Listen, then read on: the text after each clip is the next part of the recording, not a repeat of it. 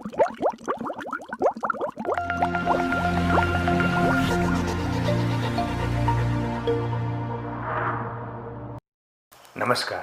બેટા, 11મા ધોરણમાં આપણે હવે લાસ્ટ શું જોયું હતું? સીપી અને સીવી વચ્ચેનો સંબંધ જોયો હતો. હવે જે કરવાનું છે એ ડેલ્ટા એચ અને ડેલ્ટા યુ.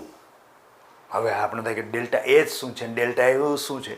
ઓલરેડી ખબર જ છે આપણે કે ભૌતિક કે રાસાયણિક જે પણ કોઈ દુનિયામાં પ્રક્રિયા થતી હોય એમાં ઉર્જાના ફેરફાર બે રીતે થાય. એક કયું? કદ અચળ રહે અને બીજું દબાણ અચળ રહે. કદ અચળ રહે તેવા સમયે જે ઉર્જાના ફેરફાર છે એને આપણે ઉષ્માની દ્રષ્ટિએ ક્યુવી કહીએ. ક્યુવી ક્યારે? જ્યારે કદ અચળ હોય. અને જો દબાણ અચળ હોય તો એને કહીએ ક્યુપી. અને કદ અચળ હોય ત્યારે જે પ્રણાલીની અંદર ઉર્જાનો ફેરફાર થાય છે એ ઉર્જાનો ફેરફાર એટલે જ આંતરિક ઉર્જાનો ફેરફાર, એટલે કે ડેલ્ટા યુ. અને જ્યારે દબાણ અચળ હોય ત્યારે આપણે આવતા ફેરફાર છે આંતરિક ઉર્જાનો ફેરફાર, એને આંતરિક ઉર્જાનો ફેરફાર નથી કહેતા. એ વખતે શું કહીશું? નવો અવસ્થા વિધેય, એટલે કે ડેલ્ટા એચ. તો પ્રાયોગિક રીતે આવી રીતે, એટલે કે કુદરતી પ્રક્રિયા થતી હોય, પછી પ્રયોગશાળામાં થતી હોય, ગમે તે ઔદ્યોગિક રીતે પ્રક્રિયા થતી હોય, એમાં ઉર્જાના ફેરફારો જે થાય છે એ મારે ઉર્જાના ફેરફારો માપવા છે કે આ ઉર્જાના ફેરફારો અચળ કદે થતા હશે કે અચળ દબાણ થતા હશે. આ માપવાની જે રીત છે, પદ્ધતિ છે, આને કહેવાય કેલરીમિતિ. કેલરીમિતિ એટલે ખબર પડી? કેલરીમિતિ એટલે કાંઈ નથી, કંઈ હાથી ઘોડો નથી. ઉર્જાના ફેરફાર રાસાયણિક કે ભૌતિક પ્રક્રિયા થઈ રહેલી હોય, એમાં અચળ કદે થતી હોય તો હું આંતરિક ઉર્જાનો ફેરફાર માપું છું. અને જો અચળ દબાણે થતી હોય તો હું એને એન્થાલ્પી ફેરફાર સ્વરૂપે માપું છું. આમ ઉર્જાના ફેરફારો માપવાની રીતને, તકનિકને, પદ્ધતિને, સિસ્ટમને કહેવાય કેલરીમિતિ. હવે આ કેલરીમિતિથી હું માપું કોઈ વાંધો નહીં, પણ માપવું શેમાં? એના માટે મીટર હોવું જોઈએ કે નહીં? તો મીટરને કહેવાય કેલરીમીટર. અચ્છા સર, આ છે કેલરીમીટર? યસ. કેલરીમીટરની અંદર કાંઈ નથી. જો તમે અચળ કદે કરતા હોય તો તમારું પાત્ર તમે રાખો બંધ, અને અચળ દબાણ કરતા હોય તો મારા માથા ઉપર એક વાતાવરણ દબાણ છે, હું પ્રયોગ કરું છું એની ઉપર એક વાતાવરણ દબાણ છે, એનો મતલબ અચળ દબાણ. તો અચળ કદે જ્યારે કરતા હોય, પ્રણાલીની અંદર ઉષ્માનો ફેરફાર અચળ કદે કરતા હોય, એટલે કે તમને મળશે ક્યુવી, એટલે કે તમને ડેલ્ટા યુ એટલે આંતરિક ઉર્જાનો ફેરફાર કેટલો છે એ મળશે. અને અચળ દબાણે કરતા હશો ત્યારે તમને ક્યુપી મળશે, એટલે કે એન્થાલ્પીનો ફેરફાર પ્રણાલીમાં કેટલો છે એ મળશે. બંને કેલરીમીટર જ કહેવાય, પરંતુ અચળ કદે રાખો ત્યારે પાત્ર બંધ છે. બંધ છે એટલે કોઈ કાર્બનિક પદાર્થને અંદર સળગાવશો, સળગાવો એટલે બમની જેમ થાય, આપણે એવું લાગે. એટલા માટે એ કેલરીમીટરની આગળ વિશેષણ લગાડવામાં આવે. શું? બોમ્બ કેલરીમીટર. તો સર, બોમ્બ કેલરીમીટરની શું એવી રચના શું હોય? કાંઈ ન હોય બેટા. જો બતાવો તમને કેવી રચના હોય. બોમ્બ કેલરીમીટરની અંદર એક આખું પાત્ર છે કે જે પાત્રની અંદર ગરમ પાણી આની અંદર ગરમ પાણી એટલે નોર્મલ ટેમ્પરેચર પાણી ભરેલું છે, અને અંદરના ભાગમાં બીજો એક બોમ્બ મૂકેલો છે. આપણે કે સર આવડો આ સૂતરી બોમ્બ છે કે શું? બોમ્બ નથી, ખાલી બોમ્બ એટલે બોમ્બ કહેવાય.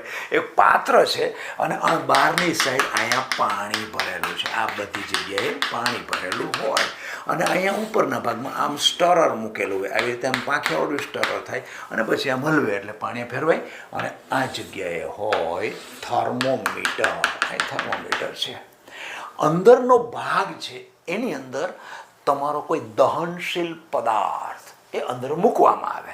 મેં દહનશીલ પદાર્થ આટલો બધો કંઈક મૂકેલો છે. ચાલો દાખલા તરીકે કાર્બનિક કોઈ પદાર્થ મેં દહનશીલ પદાર્થ મૂક્યો છે. હવે એને સળગાવવો તો પડે કે નહીં? એટલા માટે ઉપરથી લાઇટર નાખે. આવી રીતે આમ લાઇટર છે ને, અહીંથી આમ અને અહીંયા આવી રીતે 2-3 ખાવાનું, કેમ આમ ગેસના લાઇટ ટુંગ કરીએ એવી રીતે અહીંથી આની સિસ્ટમ હોય કે દબાવે એટલે આ બે ભેગા થાય, તણખો થાય એટલે આ સળગે. પ્રણાલીમાં અંદર દહન થાય છે.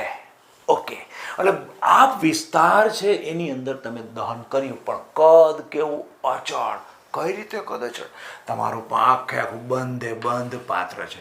આ તો બધું બહારની સાઈડ છે. આ સ્ટોરર ચલાવવાનું છે, થર્મોમીટર જોવા માટે છે, આ સ્પાર્ક કરવા માટે તમારું પાત્ર બંધ છે. એટલે શું ભરેલું છે? પાણી. ધારો કે પાણીનું તાપમાન 298 કેલ્વિન તાપમાન છે અને દબાણ અંદર, ધારો કે અંદર પાણી 1 બાર દબાણ અંદર ભરેલું છે. 1 બાર દબાણે ભરેલું છે. ચાલો, પાણી દબાણ તો 1 બાર ન કહી શકે છે, તમે દાખલો મારા સાથે લેવો છે એટલે મેં કીધું છે કે આને 1 બાર દબાણે અંદર પડેલો છે. 1 બાર દબાણે રહેવા દે. ચાલો, ખરે 298 કેલ્વિન તાપમાન છે અત્યારે.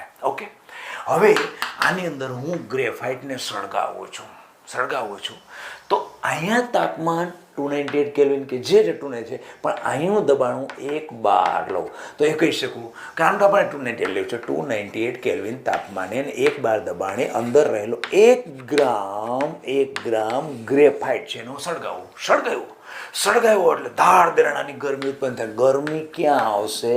સીધી પાણીમાં આવશે. એટલે પાણીનું તાપમાન જે છે એ 298 થી વધશે, ઉપર જશે કે નહીં? 299 પછી 300 એવી રીતે વધશે. અને પ્રણાલીનું તાપમાન વધ્યું એટલે ઉષ્માના ફેરફાર થયા. ઉષ્માના ફેરફાર કેવા થયા? અચળ કદે ઉષ્માનો ફેરફાર થયો. ઉષ્માનો ફેરફાર તમને મેળવવાનો હતો એ તમે પ્રાયોગિક રીતે અત્યારે નક્કી કર્યું કે અચ્છા આ રીતે ઉષ્માનો ફેરફાર થાય છે. અને આ જે મીટર છે એને કહેવાય બોમ્બ કેલરી મીટર. આ બોમ્બ કેલરી મીટરની રચના છે. ફરીથી રચના હું તમને કહું શું છે. આખે આખું પાત્ર છે જેની અંદર પાણી ભરેલું છે. પાણીની અંદર ભરેલું થર્મોમીટર તાપમાન માપવા માટે છે. ઉપર એક સ્ટરર છે, તાપમાન 298 કેલ્વિન તાપમાન છે. અંદરના ભાગની અંદર એક પાત્ર ભરેલું છે. ખાલી પાત્ર છે જેમાં કાર્બનિક પદાર્થને 1 ગ્રામ ગ્રેફાઇટ લીધો. ઓકે, નિયત કદનું અહીંયા પાણી ભરેલું હોય અને પછી હું આ સ્પાર્ક કરું અને આ સળગાવું એટલે અહીંયા કાર્બનિક પદાર્થનું દહન થાય એટલે ઉષ્મા જાય ક્યાં જાય? વિચારો ને, સીધું આની અંદર આવે. એટલે આમાં પ્રણાલી પોતે, જો પાણીની ગણતા હોય તો પ્રણાલી પોતે મેળવે છે. ઉષ્મા શું કરે છે? મેળવે છે. અને નેચરલી છે એનું તાપમાન ઊંચું જશે, પણ પ્રણાલી અચળ કદે ઉષ્મા મેળવે છે. કેમ? તો કે તમારું કદ અચળથી ઢાંકેલું ફિક્સ છે, નિયત કદ છે, નિયત કદનું પાણી ભરેલું છે, એ પાણી મેળવે છે અને ઉષ્મા મેળવે છે. એટલે અચળ કદે મેળવેલી ઉષ્મા જેને તમે QV કહો. ક્લિયર? આ થઈ ગઈ બોમ્બ કેલરી મીટરની આખી રચના. હવે કદાચ જો હું અહીંથી આમ ખુલ્લું કરી નાખું, તો હવે શું થયું? આ જ વસ્તુ કરું પણ આની અંદર તમે જ્યારે ઉષ્મા નીકળશે ત્યારે તમારું કદ અચળ નથી. પાત્ર તમારું વાતાવરણ દબાણ કેટલું છે?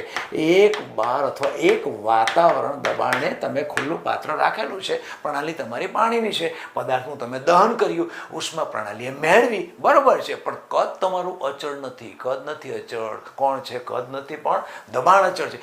એવા વખતે પ્રણાલી મેળવેલી કે ગુમાવેલી ઉષ્મા, એને ઉષ્માને Q તો કહેવાય, પણ એ થાય તમારું QP એટલે કે ડેલ્ટા H નો તફાવત. એટલે ડેલ્ટા U નો ફેરફાર. એટલે કે મેં તમને કીધું ને, ડેલ્ટા U એટલે કે આંતરિક ઉર્જા અથવા તો એન્થાલ્પી. આનું માપન તમે કઈ રીતે કરો છો? તો કેલરી મિતિ એટલે શું? તો કે ઉર્જાના ફેરફાર પ્રણાલીમાં જે પણ પ્રકારના થાય છે એ પ્રાયોગિક રીતે માપવાની રીતને કહેવાય, એ પદ્ધતિને કહેવાય. શું? કેલરી મિતિ. તો કેલરી મિતિ એટલે કે ઉર્જાના ફેરફારો માપવા માટે તમે કેલરી મિતિ શબ્દ વાપરો છો, તો ઇન્સ્ટ્રુમેન્ટનું નામ શું? એની ઉપરથી નામ આવ્યું. શું નામ આવ્યું? Calorie metre. આ કેલરી મીટરમાં વચ્ચેના ભાગમાં તમે સળગાવો છો એટલે પાત્ર બંધ છે એટલે નેચરલી બોમ્બ જેવું લાગશે. એટલા માટે આને કીધું બોમ્બ કેલરી મીટર. ખુલ્લું કરી નાખો તો સીધું ડાયરેક્ટ ખાલી કેલરી મીટર શબ્દ વાપરે, અને જ્યારે બંધ છે તો એને બોમ્બ કેલરી. બંનેને બોમ્બ કિલોમીટર વાપરો તો કંઈ ખોટું નથી, કારણ કે અંદર તમે સળગાવો છો, દહન કરો છો, કાર્બનિક પદાર્થનું દહન કરો છો. ઓકે, આ થઈ ગયું આપણું અચળ કદે હોય તો ડેલ્ટા યુનું માપન, અને અચળ દબાણે હોય તો એટલે ખુલ્લું પાત્ર હોય તો ડેલ્ટા એચનું માપન. કઈ રીતે થાય? આ 2 પ્રકારના ઇન્સ્ટ્રુમેન્ટ મેં તમને કહ્યા.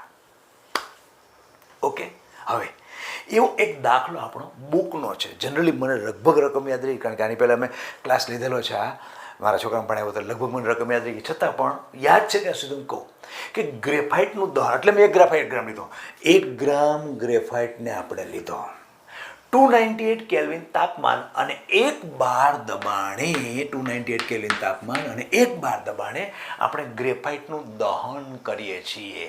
ઓકે, તો ગ્રેફાઇટનું દહન કઈ રીતે થાય? તો કે કાર્બન ગ્રેફાઇટ એનું દહન ઓક્સિજન સાથે કરવું એટલે મને કોણ મળે? CO2 વાયુ મળે. આ પણ કોણ છે? વાયુ. ઓકે, આ રીતે મેં ગ્રેફાઇટનું દહન થયું. એ તો સ્વાભાવિક છે ને, આ રીતે થવાનું છે ને. ગ્રેફાઇટ અંદર પડેલો હોય એ સોલિડ અવસ્થામાં છે, ગ્રેફાઇટ સોલિડ અવસ્થામાં હોય, કાર્બનનું પ્રમાણિત સ્વરૂપ છે. આ એનું દહન કર્યું મેં, 1 ગ્રામ કાર્બન છે એટલે 1 ગ્રામ ગ્રેફાઇટ લીધો, એનું મેં દહન કર્યું, ઓક્સિજનની હાજરીમાં કાર્બન ડાયોક્સાઇડ વાયુ મને મળ્યો. પ્રક્રિયા દરમિયાન આ જે તાપમાન છે, તાપમાન, કારણ કે તમને શું કહ્યું, 1 ગ્રામ ગ્રેફાઇટનું દહન કરો ત્યારે તાપમાન કેટલું હોય? 298 કેલ્વિન તાપમાન, 1 વાતાવરણ દબાણ તમે ગરમ કરો છો, અને આ પ્રક્રિયા દ્વારા ગ્રેફાઇટનું દહન થયું. આ પ્રક્રિયા દરમિયાન તાપમાન તમારું 298, જે આનું આનું તાપમાન પણ 298 થી 299 થયું, અને ડેલ્ટા ટી નો વધારો કેટલો થઈ ગયો? 1°C. કેલ્વિન કહો તો 1 કેલ્વિન, 298 કેલ્વિન કહો તો 299 કેલ્વિન થાય, કે °C કહો તો ફેર તો એકનો થવાનો છે ને. ચાલો આનું કેલ્વિન કહું છું, એટલે તાપમાનનો વધારો કેટલો થઈ ગયો? 298 હતો એની જગ્યાએ 299 નો એનો વધારો થયો. અચ્છા, હવે જે ઉષ્મા ધારિતા હોય, બોમ્બ કેલરીમીટરને ઉષ્મા ધારિતા હોય, ધારો કે બોમ્બ કેલરીમીટરની ઉષ્મા ધારિતાનું મૂલ્ય અચળ કદે, બોમ્બ કેલરીમીટર છે એનું મૂલ્ય અચળ કદે કહું છું, અચળ કદે આનું મૂલ્ય છે, એક્ઝેક્ટ મને ખ્યાલ છે 20.7 કિલો જૂલ પ્રતિ કેલ્વિન. અચ્છા, પ્રતિ કેલ્વિન લખવું પડે ને, કિલો જૂલ પ્રતિ કેલ્વિન. આ શું આપ્યું છે? ઉષ્મા ધારિતા. હવે શું છે ને, પહેલાં હું કાઢી નાખું આ બધી વસ્તુ, તમને ખ્યાલ આવે કે વસ્તુ શું હતી. ફરીથી દાખલો કરું. 298 કેલ્વિન તાપમાને 1 બાર દબાણે 1 ગ્રામ ગ્રેફાઇટનું દહન, બુકમાં એવું લખ્યું છે, આ રીતે આ પ્રક્રિયા દ્વારા કરવામાં આવે છે. ત્યારે પ્રણાલીનું અંદરનું તાપમાન 298 થી 299 થાય છે. એનો મતલબ ત્યાંથી આપણે ખબર પડી જાય કે ડેલ્ટા ટી તાપમાનનો વધારો કેટલો? 1°C તાપમાન થાય. ઉષ્મા ધારિતા એટલે ખબર છે, પદાર્થના તાપમાનમાં 1°C વધારો કરવા માટે, કે કોઈ પણ 1 કેલ્વિન વધારો કરો, વસ્તુ એકને એક થશે, વધારો કરવા માટે જોઈતી ઉષ્માનો જથ્થો આને કહેવાય. એ પદાર્થ ની ઉષ્મા ધારિતા. તો ત્યારે પાણીએ શું કર્યું? ઉષ્માને ધારણ કરી. કેમ ધારણ કરી? તો કે અંદર ગ્રેફાઇટ 1 ગ્રામ પદાર્થ હતો, એનું તમે દહન કર્યું, અને તમારું પાણી, એમાં ઉષ્માનું શું થયું? ધારણ થયું. એટલે ઉષ્મા ધારિતા તમને કીધું છે, બોમ્બ કેલરીમીટરની ઉષ્મા ધારિતા તમને આપી. CV કેમ? બંધ છે. CV એટલે કે એક અચળ કદે ઉષ્મા ધારિતાનું મૂલ્ય 20.7 કિલો જૂલ પ્રતિમોલ હોય, તો આ તાપમાને અને આ દબાણે એન્થાલ્પીનો ફેરફાર શોધો. અચ્છા, એન્થાલ્પીનો ફેરફાર કઈ રીતે સર મળે? એન્થાલ્પી તો કઈ રીતે મળે? તમે તો CV કહો છો, અચળ કદે પ્રણાલીની ઉષ્મા ધારિતા, એટલે કે જે પદાર્થ છે એની ઉષ્મા ધારિતા અચળ કદે છે, અને ડેલ્ટા H એટલા માટે. એ ડેલ્ટા H તો શાના માટે હોય? એ તો અચળ દબાણની વાત આવે. તો અચળ દબાણ તો છે નહીં, આ તો અચળ કદ છે. કારણ કે CV તમે કહો છો, CV નું મૂલ્ય 20.7 છે, તો તમે એન્થાલ્પી કઈ રીતે શોધી શકો? શોધી શકાય બેટા, શોધી શકાય. પેલા જુઓ, હવે આજે તમે Q મેળવ્યું, Q ઇઝ ઇક્વલ ટુ, યાદ કરો શું છે સૂત્ર? આવું છે, CV into delta T. Yes, પણ આ C એટલે Q એટલે કયો? QV થશે. કેમ? અચળ કદે છે. તો ડેલ્ટા ટી તમારો કેટલો છે? એ તો એક જ છે. આ કેટલા છે? 20.7. એનો મતલબ QV બરાબર તમારો શું આવી ગયો? 20.7 આવીને ઉભો રહી ગયો. ઓકે, હવે આ જ 20.7 એ જ તમારો બીજો કોઈ નહીં પણ ડેલ્ટા યુ. પણ ડેલ્ટા યુ ક્યારે કહેવાય? 1 મોલ પદાર્થ હોય તો આપણે કેટલા ગ્રામ પદાર્થ લીધો છે? 1 ગ્રામ માટે. 1 ગ્રામ ગ્રેફાઇટ કેટલો હતો? 1 ગ્રામ. તો 1 ગ્રામ ગ્રેફાઇટ માટે CQV ઇઝ ઇક્વલ ટુ કેટલું? 20.7 કિલો જૂલ છે. તો ગ્રેફાઇટ એટલે કાર્બન, કાર્બનનો પરમાણુ દળ કેટલો? 12 ગ્રામ. એનો મતલબ કે 12 ગ્રામ એટલે 1 મોલ માટે 12 ગ્રામ ગ્રેફાઇટ માટે કેટલું થાય? તો 20.7 × 12 આટલું થયું કિલો જૂલ પ્રતિ મોલ. હવે મોલ થઈ ગયું ને, 12 ગણ એટલે શું થઈ ગયું? મોલ થઈ ગયું. આ બરાબર શું થઈ ગયું? આ બરાબર તમને કોણ મળ્યું? ક્યુવી. ક્યુવી એટલે કે હવે એને તમે શું કરશો? ડેલ્ટા યુ કહી દેશો. અચ્છા, ડેલ્ટા યુ મને મળી ગયો. સર એ તો કોઈ વાંધો નહીં, એ તો મને ખ્યાલ આવી ગયો કે આ સીવી છે ને તમને આપેલું છે, ડેલ્ટા ટી છે, 1નો વધારો છે, 298 થી 299 બને છે એટલે 1નો વધારો છે, સી મને આપેલી છે, અચળ કદે છે એટલે ક્યુવી મળવાનું, એનો તો કોઈ વાંધો નથી. મને એ ખબર પડી ગઈ, ચાલો તમે એમ કહેતા હશો, મને એ ખબર પડી ગઈ કે 1 ગ્રામ ગ્રેફાઇટ હતો અને ડેલ્ટા યુ મારે લેવો હોય તો 1 મોલ માટે લેવો મળે. તેથી કીધું 1 ગ્રામ ગ્રેફાઇટ માટે ક્યુવીનું મૂલ્ય આટલું હતું, તો 12 ગ્રામ એટલે 1 મોલ ગ્રેફાઇટ માટે કેટલું થાય? તો એ મને મળી ગયું. ચાલો, પણ સર એનો વાંધો નથી, અમને વાંધો આ છે કે આનું શું કરવું, આ કઈ રીતે મળે ડેલ્ટા એચ? કારણ કે આ તો અચળ કદે હતું. મળી શકશે બેટા, જો કઈ રીતે. આના માટે પહેલા એક સૂત્ર જુઓ, delta H is equal to delta U plus delta N gaseous R T. આ તમને ખ્યાલ હોય તો ખબર છે, આ ખબર હોવી જોઈએ તો આપણને મેળ પડે કે delta N gaseous R T આ છે કે નહીં. ઓકે, ચાલો હવે કરીએ.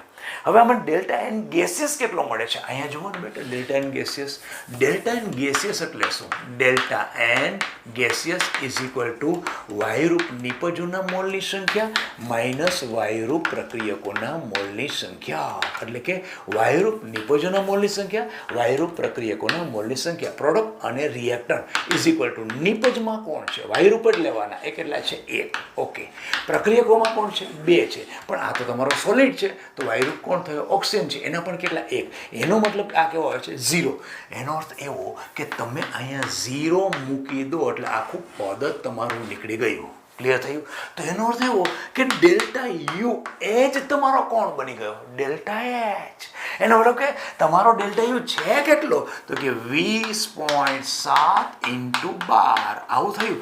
આ જ તમારો કોણ બની ગયો? આ જે ડેલ્ટા યુ હતો એ જ તમારો શું થયો? તો કે ડેલ્ટા એચ થયો. પરંતુ અહીંયા ખાસ એ ધ્યાન રાખવાનું છે કે પ્રણાલી ઉષ્મા ગુમાવે છે, એટલે જે પણ કંઈ તમારી વેલ્યુ આવે એ કેવી આવે? માઇનસ. ક્યુનું મૂલ્ય કેવું આવે? માઇનસ આવે. શા માટે માઇનસ આવે? પ્રણાલી ઉષ્મા શું કરે છે? ગુમાવે છે. એટલે આ પ્રણાલી તમારી હતી. કેમ? તમને શું કીધું? 1 ગ્રામ ગ્રેફાઇટનું દહન 298 કેલ્વિન તાપમાને અને 1 બાર દબાણે કરવામાં આવે છે. પ્રણાલી આ છે, પર્યાવરણમાં ગુમાવ. પર્યાવરણમાં એના માટે પાણી છે. એટલે પ્રણાલી જ્યારે ઉષ્મા ગુમાવે ત્યારે અચળ કદે પ્રણાલી જ્યારે ઉષ્મા ગુમાવે ત્યારે એ ક્યુવી નું મૂલ્ય માઇનસ થાય. એટલા માટે આ વેલ્યુ તમારી શું આવશે? આગળ વેલ્યુ માઇનસ આવશે. એટલે તમારું ડેલ્ટા યુ હતું એની જગ્યાએ શું આવી ગયું? ડેલ્ટા એચ મળી ગયો કે નહીં? ઓકે, ફરીથી બેટા, શું કર્યું આજે આપણે? શાના માટે આ કસરત શાના માટે કરીએ છીએ? પહેલાં એ તો વિચારો. અમે સર એવું કરવા માગીએ છીએ કે રાસાયણિક કે ભૌતિક પ્રક્રમ સાથે સંકળાયેલ ઉર્જાના ફેરફારો પ્રાયોગિક તકનીક એટલે કે પદ્ધતિથી કઈ રીતે માપી શકાય એની અમે ચર્ચા કરીએ. કોની ચર્ચા કરો છો? અરે સર, રાસાયણિક કે ભૌતિક પ્રક્રિયા જે થતી હોય ને, હા, તો એમાં ઉર્જાના ફેરફારો પ્રાયોગિક રીતે કઈ રીતે માપી શકાય એની અમે ડિસ્કસ કરીએ. કે હા, કાંઈ વાંધો નહીં, ચાલો બેટા, કઈ રીતે કરી શકાય? સર, એ પ્રાયોગિક રીતે કરવાની રીત છે ને, એને કહેવાય કેલરીમિતિ. એમ. અચ્છા, એના માટે ઇન્સ્ટ્રુમેન્ટ ખરા? હા છે, 2 ઇન્સ્ટ્રુમેન્ટ છે. કયા છે?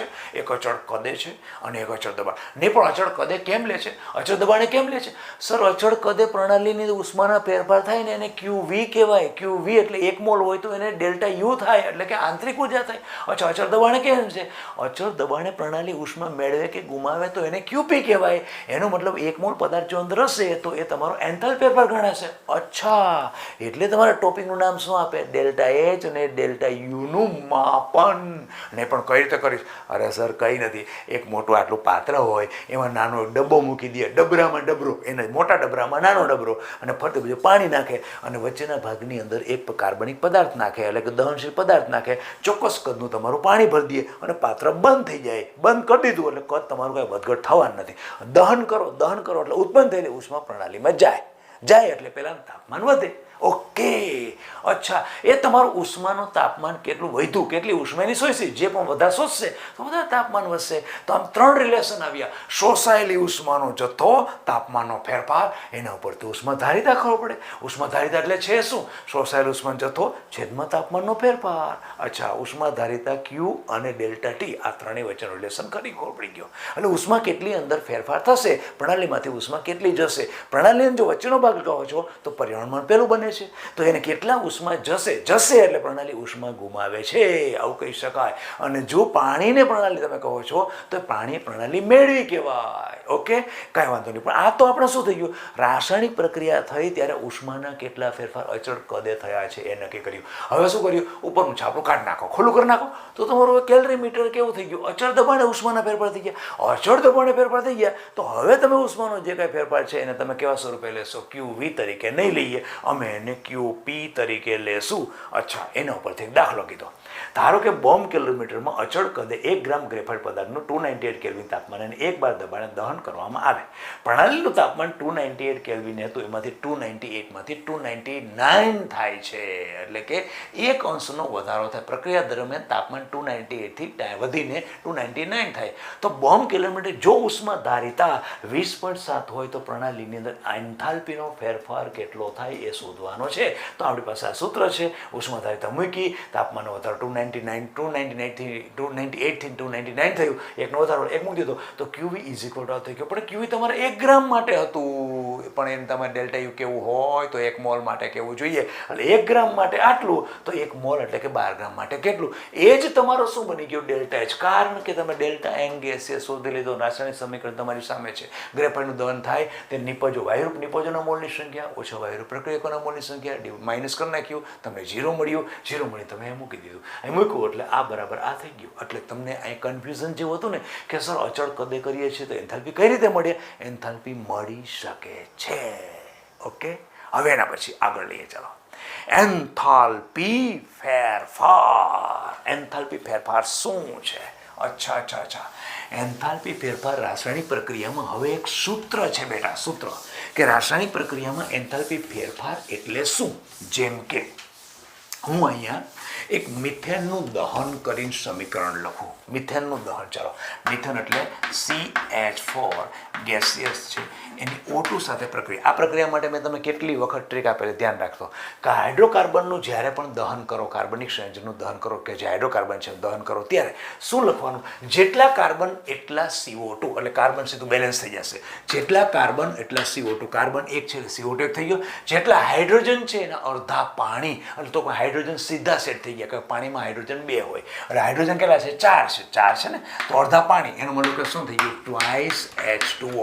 તો જો હાઇડ્રોજન 4 આવ્યા, હાઇડ્રોજન 4 થઈ ગયા. ફક્ત તમારે ઓક્સિજન જ બેલેન્સ કરવાના, અહીંયા 2 અને 2 અહીંયા, આનો મતલબ કે ટ્વાઇસ એટલે 4 ઓક્સિજન થઈ ગયા, પેલી બાજુ 4, આ બાજુ 4. ઓકે, હવે આ પ્રક્રિયા અચળ દબાણે થાય છે, સમજો. તો એન્થાલ્પીનો ફેરફાર કેટલો થાય આ નક્કી કરવું હોય તો એન્થાલ્પી, રાસાયણિક પ્રક્રિયામાં એન્થાલ્પી કઈ રીતે નક્કી કરવી, એટલે રાસાયણિક પ્રક્રિયાને શું કહેવાય, રિએક્શન.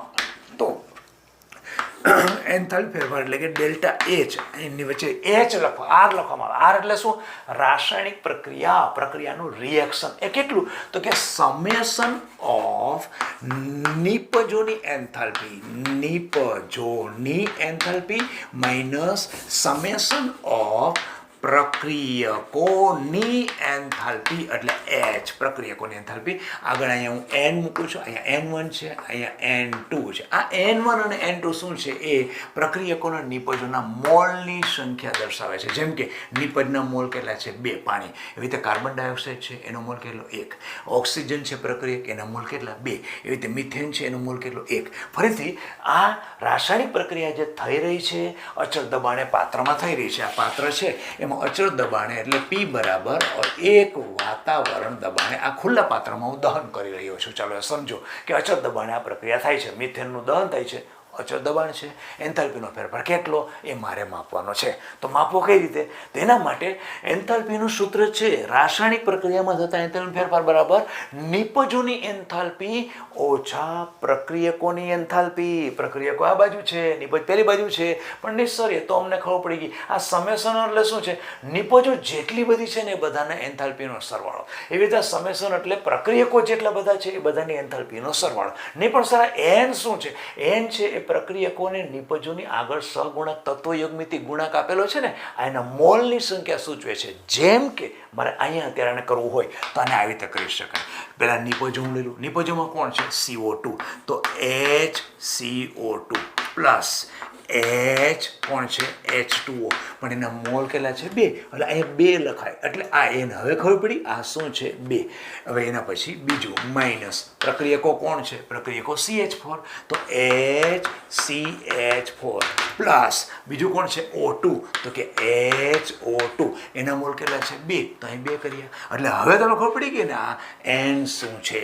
આ નિપજોના મોલની સંખ્યા એટલે નિપજોના મોલની સંખ્યા એટલે આ પ્રક્રિયકોના મોલમાં આ એક જ છે એટલે 2. જેમાં મોલ આવતા હોય તમારે આગળ મોલ લખવાના. અલ્ટિમેટલી એન્થાલ્પીનો ફેરફાર એટલે કે નિપજોની એન્થાલ્પી ટોટલ લઈ લો, એમાંથી પ્રક્રિયકોની ટોટલ એન્થાલ્પી બાદ કરો અને તમને જે ફેરફાર મળે એ રાસાયણિક પ્રક્રિયામાં થતો એન્થાલ્પીનો ફેરફાર ગણી શકાય. અને આ એન્થાલ્પી એટલી એક અગત્યની સારામાં સારી રાશિ છે. એમ? અચ્છા, એનો ક્યાં ઉપયોગ થાય? ખાસ એનો ઉપયોગ ઔદ્યોગિક દૃષ્ટિએ રાસાયણિક પ્રક્રિયાનું અચળ તાપમાન જાળવી રાખવાની જરૂર પડે ને ત્યારે એ વેસલ જે ઉદ્યોગોમાં હોય ને, વેસલ એટલે રિએક્ટર, એને ગરમી આપવી કે ઠંડુ કરવું એ વસ્તુ આપણે નક્કી કરી શકીએ, એનું આયોજન કરી શકીએ. અને બીજું તાપમાન રિલેટેડ સંતુલન અચળાંકની પણ ગણતરી કરી શકાય. એટલે એન્થાલ્પીનું મૂલ્ય જાણવું બહુ જરૂરી છે. હવે કરીએ પ્રમાણિત પ્રક્રિયાની એન્થાલ્પી એટલે પ્રક્રિયાની પ્રમાણિત એન્થાલ્પી. અચ્છા, આ પ્રક્રિયા છે એની પ્રમાણિત એન્થાલ્પી એટલે વળી શું? જો બેટા પ્રમાણિત એન્થાલ્પી પ્રક્રિયાની એટલે કોઈ હાથી ઘોડો નથી. પ્રક્રિયા આ જ થતી હોય, એમાં કાંઈ ન હોય, પરંતુ પ્રક્રિયકો અને નિપજો પ્રમાણિત સ્થિતિમાં હોય. સર આ પ્રમાણિત સ્થિતિ એટલે શું? પ્રમાણિત સ્થિતિ એટલે કાંઈ નથી. અત્યારનું તાપમાન કેટલું? તો કે 298 25 તાપમાન જનરલી ગણાય. દબાણ કેટલું? 1 બાર દબાણ. પદાર્થને કેટલી ભૌતિક અવસ્થા હોય? 3: ઘન, પ્રવાહી અને વાયુ. ઓકે, આ તાપમાને ત્રણેય અવસ્થાને મૂકો. દાખલા તરીકે મારી પાસે પાણી છે, H2O છે. ચાલો H2O અહીંયા ઘન અવસ્થા એટલે કે બરફ મૂક્યો. અહીંયા પ્રવાહી અવસ્થા એટલે કે પાણી મૂક્યું, આ બરફ. અહીંયા વાયુ અવસ્થા એટલે કે વરાળ મૂક્યું. આ બંધ રાખું છું કારણ કે આ તાપમાન છે એટલે નહીં તો નીકળી જાય બહાર. બરાબર? ત્રણેય મૂક્યું. આ તાપમાને દબાણ રાખ્યું એટલે મેં શું કર્યું? 1 બાર એક વાતાવરણ દબાણ અને 298 કેલ્વિન તાપમાને એક જ પદાર્થ H2O છે એની 3 ભૌતિક અવસ્થા છે પાત્રમાં એમાં મૂકી દીધી. પ્રમાણિત અવસ્થા જો સચોટ રીતે બેસ્ટ તમને કહી દઉં, ખ્યાલ આવી જશે. ત્રણેયમાં અત્યારે આ પોઝિશનમાં કોણ કેમાં રૂપાંતર થશે? પાણીનું એકેયમાં રૂપાંતર નહીં થાય. ઘન બરફ શેમાં આવી જશે? પ્રવાહીમાં આવી જશે. વરાળ શેમાં આવી જશે? પ્રવાહીમાં. તો આ બધા જનું સ્થાયી સ્વરૂપ કયું કહી શકાય? આ તાપમાન એટલે કે 298 કેલ્વિન તાપમાને અને 1 વાતાવરણ દબાણે પદાર્થની 3 ભૌતિક અવસ્થામાંથી જે ભૌતિક અવસ્થા સ્થાયી રહી શકે એ પદાર્થની એ અવસ્થાને એટલે 3માંથી એ અવસ્થાને એ પદાર્થનું પ્રમાણિત સ્વરૂપ કહેવાય. તો H2Oનું પ્રમાણિત સ્વરૂપ કયું? તો કે પાણી. અચ્છા, ઓકે, ચાલો હવે બધી જગ્યાએ હું હાઇડ્રોજન લઈ લઉં, આ હાઇડ્રોજન લઈ લઉં, અહીંયા હાઇડ્રોજન લઈ લઉં. ઓકે, જો આ ત્રણેય આમાં છે, બરાબર? ત્રણેયને તો વિચાર કરો, આ તાપમાને આ દબાણે હાઇડ્રોજન કેમ આવી જશે? અહીંયા જે વાયુ છે ને એમાં કોઈ ફરક નહીં પડે. વાયુ છે, પ્રવાહી શેમાં આવી જશે? વાયુમાં. ઘન શેમાં આવી જશે? વાયુમાં. એનો મતલબ કે હાઇડ્રોજનને પણ 3 ભૌતિક અવસ્થા હતી. બધા પદાર્થને 3 ભૌતિક અવસ્થા તો હોય જ. હાઇડ્રોજન શેમાં આવી ગયો? વાયુમાં. આમ 298 કેલ્વિન તાપમાન અને 1 વાતાવરણ દબાણે પદાર્થની 3 ભૌતિક અવસ્થામાંથી જે ભૌતિક અવસ્થા સુસ્થાયી હોય એટલે એ સમયે એ પાછો શુદ્ધ પણ એટલો જ હોય. પ્રમાણિત અવસ્થામાં પદાર્થની શુદ્ધતા વધારે હોય. તો હાઇડ્રોજન અત્યારે કેવા અવસ્થામાં આવી ગયો? વાયુ સ્વરૂપમાં. તો હાઇડ્રોજનનું તમને શું કહે કે પ્રમાણિત સ્વરૂપ કયું? તો કે વાયુ સ્વરૂપ છે સર. અચ્છા, H2O નું પ્રમાણિત સ્વરૂપ કયું? તો કે પાણી છે. આમ જે પણ કોઈ પદાર્થ હોય, હવે દાખલા તરીકે તમને Fe કહે, Fe માટે એક ધ્યાન રાખજો, Feમાં 500 કેલ્વિન તાપમાન અને 1 વાતાવરણ દબાણે Feનું શુદ્ધ સ્વરૂપ પ્રમાણિત સ્વરૂપ ગણાય છે. અને તે સમયે Fe વધારે શુદ્ધ હોય એટલા માટે એમાં તાપમાન જનરલી 298 ન લેતા એમાં 500 લીધું છે. એક જ પદાર્થનું આપણી બુક અનુસાર ધ્યાન રાખવાનું છે કે Feનું પ્રમાણિત સ્વરૂપ કયું ગણી શકાય. તો આપણે એના માટે ખાલી તાપમાન 500 સેલ્સિયસ તાપમાન અને એક વાતાવરણ દબાણ 500 સેલ્સિયસ તાપમાન, 500 સેલ્સિયસ નહીં, 500 કેલ્વિન, 500 કેલ્વિન તાપમાન અને એક વાતાવરણ દબાણે Fe શુદ્ધ સ્વરૂપે ગણી શકાય. બાકીના હવે હું મિથેન લઉં. પ્રમાણિત સ્થિતિ એટલે શું? હવે જુઓ, પ્રક્રિયા જ રહીએ, કોઈ ફરક ન. પ્રમાણિત એન્થાલ્પી એટલે શું? પ્રક્રિયા જ રહીએ. મિથેનનું મારે પ્રમાણિત સ્વરૂપ લેવાનું. તો મિથેનનું પ્રમાણિત સ્વરૂપ કોણ? નિશ્ચિત ટાવરમાં કેવા સ્વરૂપે? ગાંગડા સ્વરૂપે નીકળતો હતો. કેવા સ્વરૂપે? વાયુ સ્વરૂપે. તો મિથેન કેવા સ્વરૂપમાં? વાયુ સ્વરૂપમાં લેવો પડે. ઓક્સિજનનું પ્રમાણિત સ્વરૂપ લેવાનું. ઓક્સિજનનું પ્રમાણિત સ્વરૂપ કેવું આવે? ગેસીય. જો હું અહીંયા ઓક્સિજન લિક્વિડ લઈ લીધો કે સોલિડ લઈ લીધો ને તો પ્રક્રિયા પરિસ્થિતિ મારી પ્રમાણિત નથી. હવે ખબર પડી પ્રમાણિત શું છે? પ્રક્રિયામાં સંકળાયેલા પ્રક્રિયકો અને નિપજો જ્યારે પોતાની પ્રમાણિત સ્થિતિમાં હોય એવા વખતે જે એન્થાલ્પીના ફેરફાર થાય, એન્થાલ્પીનો ફેરફાર શોધવા કેવી રીતે? શોધવાની રીત તો એ જ છે, નિપજોની એન્થાલ્પી ઓછા પ્રક્રિયકોની એન્થાલ્પી. એમાં કોઈ ચેન્જ નહીં, ફક્ત ને ફક્ત બેટા ચેન્જ શું? અરે ભાઈ, તમે પદાર્થો લો છો ને એ બધા કેમાં લેવાના? પ્રમાણિત સ્થિતિમાં લેવાના. બીજું કાંઈ એટલે કાંઈ કરવાનું નથી. પ્રમાણિત સ્થિતિ કોને કહેવાય? તો કે 298 કેલ્વિન તાપમાન અને એક વાતાવરણ દબાણ હોય અથવા તો એક બાર દબાણે છે એ તમારા પદાર્થનું પ્રમાણિત. વાતાવરણ અને બારની અંદર બહુ માઇનોર ફરક છે. એટલે 298 કેલ્વિન તાપમાન કહો કે એક બાર દબાણ કહો કે એક વાતાવરણ દબાણ કરો, આવા સમયે પદાર્થનું શુદ્ધ સ્વરૂપ એટલે કે પ્રમાણિત સ્વરૂપ એટલે કે સ્થિર રહેતું સ્વરૂપ એ તમારું પદાર્થનું પ્રમાણિત સ્વરૂપ કહેવાય. એટલે મેં તમને કીધું, મિથેન જો અહીં ગેસેસ જગ્યાએ લિક્વિડ લીધું હોત કે સોલિડ લીધું હોત ને તો તમારી પ્રક્રિયામાં એક પદાર્થ પણ પ્રમાણિત નથી એવું કહી દીધું. અને તમારી એન્થાલ્પી ફેરફાર થશે જરૂર, પણ એન્થાલ્પી ફેરફારને પ્રમાણિત એન્થાલ્પી ફેરફાર કહી શકો નહીં. પ્રક્રિયાની પ્રમાણિત એન્થાલ્પી લેવા માટે બધા જ પદાર્થો, પ્રક્રિયકો અને નિપજો પ્રમાણિત સ્થિતિમાં હોવા જરૂરી છે. હવે હું અહીંયા ગેસિયસ H2O છે તો એને ગેસિયસ તરીકે લો. ઓકે, પછી CO2 શું કરવું? CO2 જે મને મળે છે કેવા સ્વરૂપમાં હોવો જોઈએ? મને ગેસિયસ સ્વરૂપમાં હોવો જોઈએ. H2O કેવા સ્વરૂપમાં હોવો જોઈએ? એ ગેસિયસ સ્વરૂપમાં ન ચાલે, એનું પ્રમાણિત સ્વરૂપ કેવું? લિક્વિડ. હવે તમે પ્રક્રિયાની જે એન્થાલ્પી ફેરફાર શોધશો એટલે શું કરશો? નિપજોની એન્થાલ્પી એમાંથી પ્રક્રિયકોની એન્થાલ્પી બાદ કરશો. તમને જે મળશે ને એ એન્થાલ્પીને કહેવાશે પ્રક્રિયાની પ્રમાણિત એન્થાલ્પી. ક્લિયર થઈ ગયું? ઓકે, ચાલો હવે એક બીજું ટોપિક, કલા રૂપાંતરણ. કલા રૂપાંતરણ એટલે શું? કલા એટલે ફેઝ, અવસ્થા. કલા રૂપાંતરણ જેમ કે હવે કલા રૂપાંતરણમાં જો ઘનનું 3 રૂપાંતરણ છે. એક છે ઘનનું પ્રવાહીમાં, પછી પ્રવાહીનું વાયુમાં અને ઘનનું સીધું જ વાયુમાં. હવે આ ઘટના શું કહેવાય? આ ઘટના શું કહેવાય? તો કે આને કહેવાય ગલન. આ છે ગલન. આ પ્રવાહીનું વાયુમાં એ શું છે? બાષ્પીભવન. યસ. અને આ શું છે? ઉર્ધ્વપાતન. હવે આ વસ્તુ તમે જોઈ ન હોય તો ઓમ જય જગદીશ હરે કપૂર. આરતી કરો ત્યારે કપૂરના ગાંગડા રહો ને એનું ઘરનું જ્યારે સળગાવો ત્યારે ઘરનું રૂપાંતર સીધું શેમાં થાય? વાયુમાં. એને કહેવાય ઘનનું ઉર્ધ્વપાતન થયું અને વાયુ સ્વરૂપ મળ્યું. પદાર્થ કપૂર જ છે, વાયુ સ્વરૂપમાં ગયું. આમ કલા રૂપાંતરણ એટલે એક અવસ્થા એટલે કલા, એમાંથી બીજી અવસ્થામાં જવું એટલે બીજી કલા પ્રાપ્ત કરવી એટલે કે કલાનું રૂપાંતરણ. આ વખતે એન્થાલ્પીનો ફેરફાર. એન્થાલ્પીનો ફેરફાર એટલે તમારી પાસે પદાર્થ ઘન પડેલો હતો, ઘન પદાર્થ હતો, ધારો કે બરફ છે, એટલે પ્રણાલી કોની છે? ઘન પદાર્થની છે. અંદર કોણ છે? ઘન છે.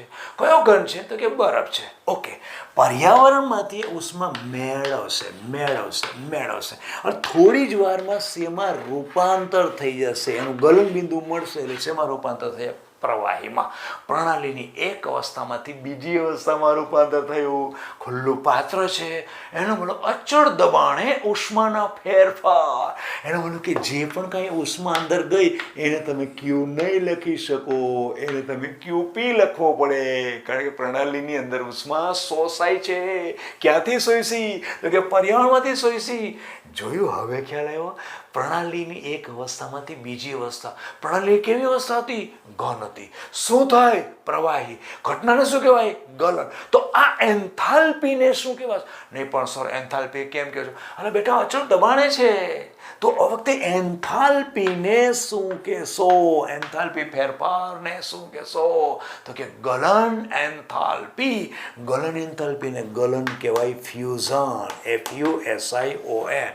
તો પાણી જો હોય, આ H2O સોલિડ છે, બરફ, એમાંથી તમે H2O લિક્વિડ લો તો ડેલ્ટા H ફ્યુઝન આનું મૂલ્ય છે 6 કિલો જૂલ પ્રતિ મોલ. હવે શાંતિથી વ્યાખ્યા આપી. 1 મોલ ઘન પદાર્થને નિયત દબાણે અને નિયત તાપમાને એટલે એના ગલન બિંદુ એટલે કે પ્રમાણિત અવસ્થાએ. પ્રમાણિત અવસ્થામાં તાપમાન અચળ છે, દબાણ પણ અચળ છે. દબાણ તો તમારું 1 બાર છે જ. તાપમાન કયું? તો કે ઘન અવસ્થા તો પડેલી હતી જ. પ્રમાણિત સ્થિતિ છે. પ્રમાણિત સ્થિતિએ 1 મોલ ઘન પદાર્થનું તેના ગલન બિંદુએ પ્રવાહીમાં રૂપાંતર થવા માટે જે એન્થાલ્પીનો ફેરફાર થાય એ એન્થાલ્પીને પ્રમાણિત ગલન એન્થાલ્પી અથવા તો ગલનની molar enthalpy. Sir molar enthalpy કેમ કીધું? શું કીધું? 1 મોલ ઘન પદાર્થ. અહીંયા ઘન પદાર્થ કેટલો છે? 1 મોલ ઘન પદાર્થ. ટૂંકમાં સિમ્પલ હું તમને કહું, તમે આટલું તપેલું લેવા, 1 મોલ બરફ નાખ્યો, પ્રમાણિત અવસ્થામાં દબાણ ખુલ્લું છે એટલે એક વાતાવરણ દબાણ છે, ધીમે ધીમે પીગળતો ગયો. પર્યાવરણમાંથી ઉષ્મા મેળવતો ગયો. હવે એ ઉષ્મા પ્રણાલીએ મેળવી એ તમારી થશે ક્યુપી. થશે કે નહીં? એ ક્યુપી એ તમારી શું થઈ ગઈ? Delta H. કેમ? 1 મોલ છે. 1 મોલ પદાર્થને તેના ગલન બિંદુએ પ્રમાણિત અવસ્થામાં દબાણ રહેશે, તમારું તાપમાન નિયત થઈ જશે. કેટલું? એનું ગલન બિંદુએ. પ્રમાણિત અવસ્થામાં પ્રવાહીમાં રૂપાંતર થવા માટે, પ્રવાહીમાં ગલન થવા માટે જે એન્થાલ્પીનો ફેરફાર થાય છે એ એન્થાલ્પીના ફેરફારને કહેવાય એ પદાર્થની પ્રમાણિત ગલન એન્થાલ્પી. પ્રમાણિત ગલન એન્થાલ્પી અથવા તો ગલનની મોલર એન્થાલ્પી. સાંકેતિક ભાષામાં શું કરશો? ડેલ્ટા H એની બંને બાજુની જ વચ્ચેના ભાગમાં ફ્યુઝન. ફ્યુઝન શું બતાવે છે? ગલન. અચ્છા, હવે બીજું તો અહીંયા આ જ વસ્તુ ફરીથી પાછી બેઠા કરવાની. શું? H2O હવે કોણ છે? લિક્વિડ. 1 મોલ પ્રવાહીને અચળ તાપમાને, કારણ કે તો 100 તાપમાને જ ઉકળશે, અને અચળ દબાણ, આનું રૂપાંતર શેમાં થયું? H2O gaseous. આમાં રૂપાંતર થયું. 1 મોલ પ્રવાહીને, પાણીનું દ્રશ્ય લીધું છે મેં, ગમે પ્રવાહી લઈ શકો.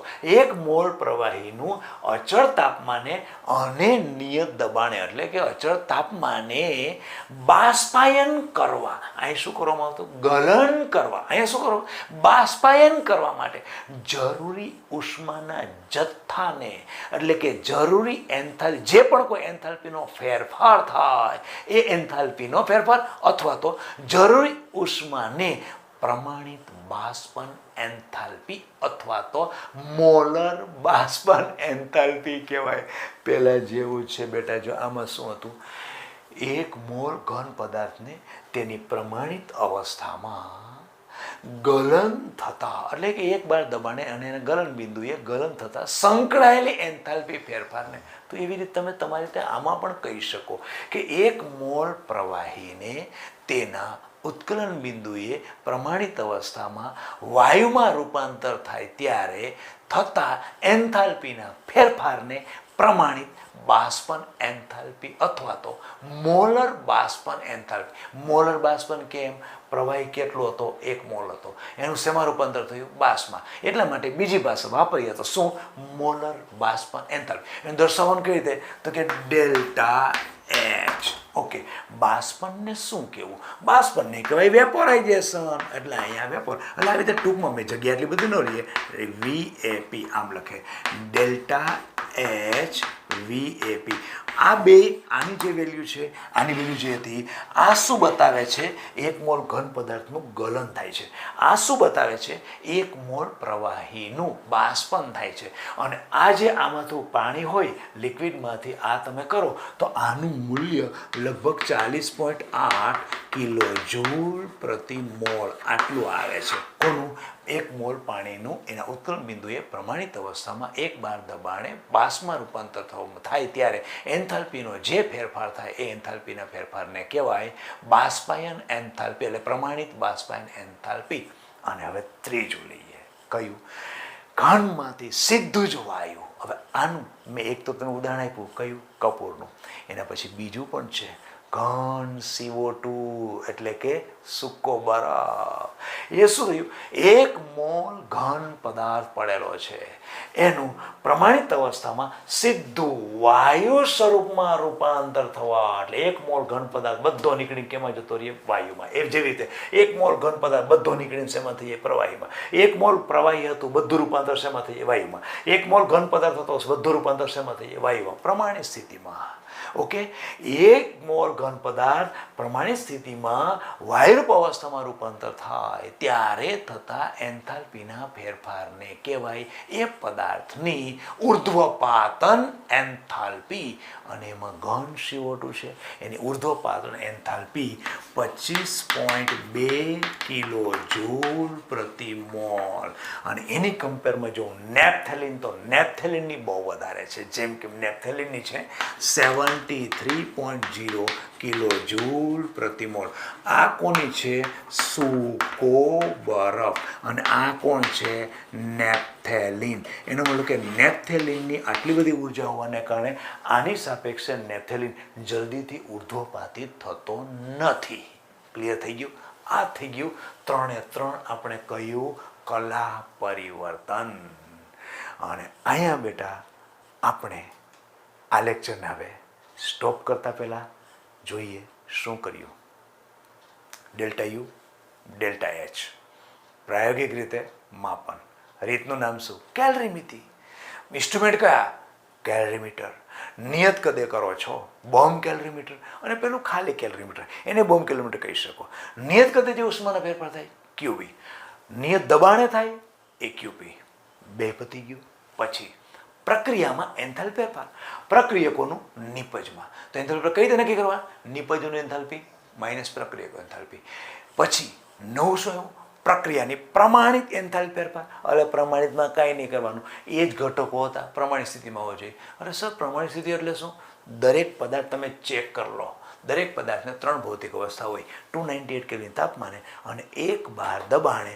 જે પદાર્થની 3 ભૌતિક અવસ્થામાંથી જે સ્થિર હોય એ સ્થાયી હોય એ જ વધારે શુદ્ધ ગણાય અને એ એની પ્રમાણિત અવસ્થા ગણાય. એટલે આપણે બધા પદાર્થ જ્યારે જે પ્રક્રિયા પડેલા હોય અંદર તો ખ્યાલ આવી જ જાય કે આ વાયુરૂપ અવસ્થામાં હોય, આ ઘન અવસ્થામાં હોય, આ પ્રવાહી અવસ્થામાં હોય. એમાં આપણે અપવાદરૂપે ધ્યાન રાખવાનું છે. લોખંડ માટે 1 બાર ખરું પણ તાપમાન 500 કેલ્વિન. અચ્છા, એના પછી શું કર્યું? કલા રૂપાંતરણ. આ બધું થઈ ગયું એન્થાલ્પીનું કામ પૂરું. અને ફરીથી પાછા હવે આગળ લઈશું પ્રમાણિત સર્જન એન્થાલ્પી. એ આના પછીના લેક્ચરમાં આગળ લેશું. અત્યારે આપણે આ લેક્ચરને અહીંયા સ્ટોપ કરીએ. વધુ આવતા અંકે. નમસ્કાર.